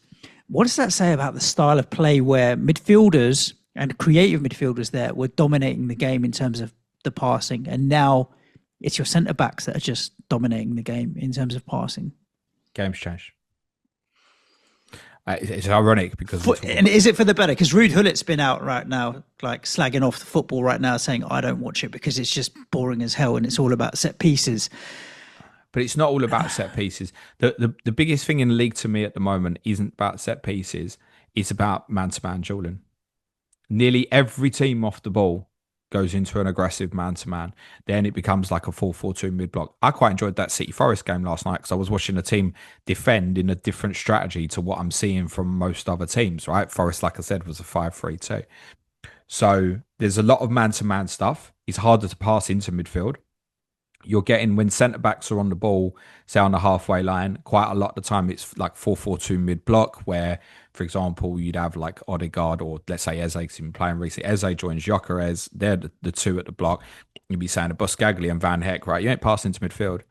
So you get a lot into the fullbacks and back into each other. It's harder to build through lines. And ironically, at a period where we're talking about so much direct football, it was way more accepted to go directer and quicker than the styles of the teams at that time. What was the fad at that point when these guys were playing? What year was it from? I'm not seeing the 14-15. 14-15. So that was Pochettino's first year at Tottenham. And then the following year, Jurgen Klopp obviously joined Liverpool. And obviously Pochettino had been at Southampton. That was like a start of trend where we had a lot more about aggressive and pressing play, right? Mm-hmm. But now it's being done so much man to man. Those who do it well are nearer the top of the league. Tottenham do it horrifically. It's possibly the biggest reason why they are near the bottom of this table. Alrighty, well, let's see if you're still there tomorrow when you return with David for the weekend. That's a wrap for this episode of Planet FPL. Thank you so much for all of your support and listening through. And we'll be back to you next week. Well, I will anyway. James will be back tomorrow. Stay safe. Look after yourselves. Ciao for now. Thanks, everyone. As always, play it your way, but not for 7 days or so. Yeah, be nice to each other. Cue music, please. Man Show.